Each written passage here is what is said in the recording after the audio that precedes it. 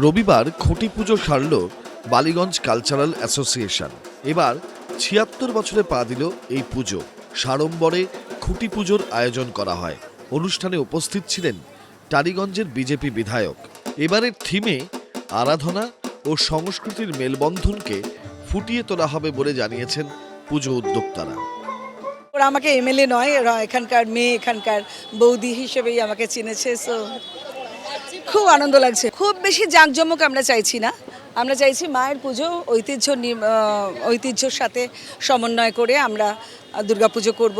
খুব বেশি জাঁকজমক না করে যারা জাঁকজমক করতে চান তাদেরকে আমাদের বিশেষ অনুরোধ, আমাদের ওয়েলফেয়ার ফান্ডে, আপনাদের জন্যই ওয়েলফেয়ার ফান্ডে আপনারা সেটা যদি রাখেন তাহলে অনেক প্রকৃত যারা নিডি মানুষ তাদের অনেক উপকার হবে।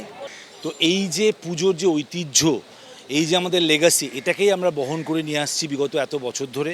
তো তার সেই লেগাসির সাথে এবারের যে কন্টেম্পোরারি আর্ট এবং কালচার, তার ফিউশন, এটাই আমাদের বালিগঞ্জ কালচারাল। আমাদের সেই সাবেকি প্রতিমা, আমাদের সেই গ্র্যান্ডিওর, সেই ধুতি পাঞ্জাবি, এই নিয়েই বালিগঞ্জ কালচারাল।